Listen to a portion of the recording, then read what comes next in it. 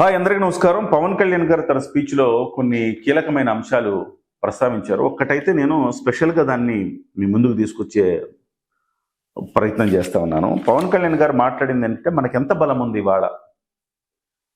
మనం TV channels ఉన్నాయా, మనకు పత్రికలు ఉన్నాయా, మనకు లేవు కదా. అలాగే సోషల్ మీడియా ఉందా అంటే ఉంది, కానీ ఏకాభిప్రాయంతో లేదు. డెఫినెట్గా ఏకాభిప్రాయంతో లేదు.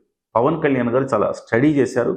కానీ నేనేమంటున్నానంటే, నేను ఎప్పుడు మొత్తుకుంటూనే ఉంటాను. 2009లో కూడా మనకు మీడియా బలం లేక చాలా ఇబ్బంది పడ్డారు జనసేన. ఆ రోజు ప్రజారాజ్యం. ఇవాళ కూడా జనసేన పార్టీకి మీడియా బలం లేక చాలా ఇబ్బంది పడతారు అని చెప్పారు. పవన్ కళ్యాణ్ గారు ఏదైనా ఒక కార్యక్రమం మీద వెళ్ళినప్పుడు ఆన్ ది స్పాట్ సోషల్ మీడియాలో, ట్విట్టర్లో ఇంకో దాంట్లో పెట్టేసి 1000 వ్యూస్ వస్తే కుదరదండి. కష్టం వచ్చినప్పుడు, నష్టం వచ్చినప్పుడు, ఇబ్బంది వచ్చినప్పుడు నిలబడగలిగిన మీడియా ఉండాలి. అంటే ఒక నెరేటివ్ బిల్డప్ చేయగలిగిన మీడియా ఉండాలి. అది నేను ఎప్పటి నుంచో మొత్తుకుంటున్నా. 2024 అధికారంలోకి వచ్చినప్పటి నుంచి నేను చెప్తూనే ఉన్న, ప్రతి వేదిక మీద చెప్తున్నా, ప్రతిసారి చెప్తున్నా. సో పార్టీకి సంబంధించిన నెరేటివ్ బిల్డప్ చేయడానికి, వైసీపీలో వాళ్ళు ఏదైతే అనుకుంటారో దాన్ని ఫోకస్ చేయడానికి వాళ్లకు మీడియా సంస్థలు ఉన్నాయి, పత్రికలు ఉన్నాయి, టీవీ ఛానల్స్ ఉన్నాయి, సోషల్ మీడియా ప్లాట్ఫామ్స్ ఉన్నాయి. తెలుగుదేశం పార్టీకి ఉన్నాయి, కానీ జనసేన పార్టీకి ఏమున్నాయి? చాలామంది అంటుంటారు, నాగబాబు గారు కానీ లేకపోతే ఇంకొకరు కానీ అంటుంటారు. మనకి నా ఇంటర్వ్యూలో కూడా నాగబాబు గారు చెప్పారు, మనకి సోషల్ మీడియా పుష్కలంగా ఉందని. పుష్కలంగా ఉండడం ముఖ్యం కాదు, స్ట్రీమ్ లైన్ ఉందా లేదా, వాళ్ళొక లైన్లో ఉన్నారా లేదా, ఇది ముఖ్యం. దాన్ని ఎట్లా స్ట్రీమ్ లైన్ చేస్తాం? దీనికి ఒక వ్యవస్థ కావాలి. వాళ్ళకి నెరేటివ్స్ ఎవరు బిల్డప్ చేస్తారు? దానికి ఒక వ్యవస్థ కావాలి ఖచ్చితంగా. ఇవాళ పవన్ కళ్యాణ్ గారిని పొగిడితేనే కాదండి, తిడితే కూడా వ్యూస్ వస్తాయి. ఆ విషయం పవన్ కళ్యాణ్ గారు చెప్పారు. నన్ను తిట్టి వ్యూస్ తెచ్చుకొని యూట్యూబ్లో మంచిగా డబ్బులు సంపాదిస్తే నాకు ఆనందమే అని చెప్పారు ఆయన. సో ఇవాళ అర్థం చేసుకోవాల్సింది ఏంటంటే, పవన్ కళ్యాణ్ తర్వాత ఉన్న శ్రేణులందరూ కూడా, నాయకులందరూ అర్థం చేసుకోవాల్సింది ఏంటంటే, పవన్ కళ్యాణ్ గారు చెప్పిన ఆయన ఆవేదనలోని అంశాన్ని అర్థం చేసుకుని ఒక మీడియా వింగ్, ఇవాళ మీడియా వింగ్ బలంగా లేదు అసలు. జనసేన పార్టీకి ఎవరండి మీడియా హెడ్? ఇవాళకి మీడియా హెడ్ ఎవరో తెలియదు.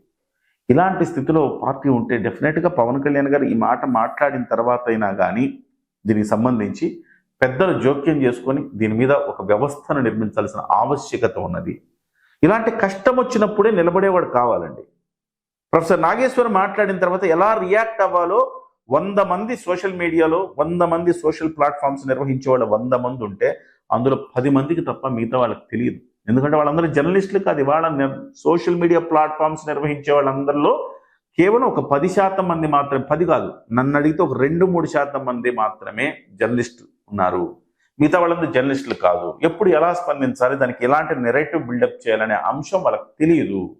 సో కాబట్టి సోషల్ మీడియా అందరూ ఇట్లా ర్యాండమ్గా ఉన్న వాళ్ళందరినీ ఒక స్ట్రీమ్ లైన్ చేసి ఒక పద్ధతి ప్రకారం వాళ్ళని ముందుకు తీసుకెళ్తే చాలా అణుశక్తి అండి.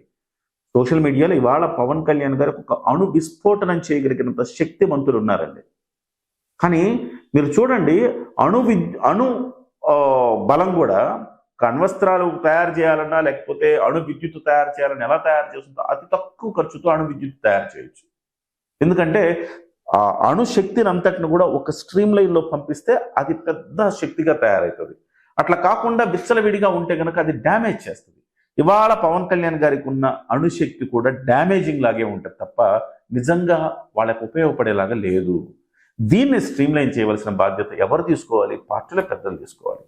డెఫినెట్గా ఈ పవన్ కళ్యాణ్ గారు ఈ స్పీచ్ తర్వాతైనా, ఇలా మాట్లాడుకున్న తర్వాతైనా, మాలాంటి వాళ్ళం అనేక రోజుల నుంచి చెప్తున్నాం, నాతో పాటు మరి కొంతమంది చెప్తూనే ఉన్నాం, స్ట్రీమ్ లైన్ చేయండి. నెరేటివ్ బిల్డప్ చేయగలిగిన, మేధో సంపత్తి కలిగిన వ్యక్తులు ఉండాలి మీ అమ్ముల పొదిలో అని చెప్తానే ఉన్నాం. సో దాన్ని కనీసం ఎప్పుడైనా ఇంప్లిమెంట్ చేయాలి, చేస్తారని మనం ఆశిద్దాం.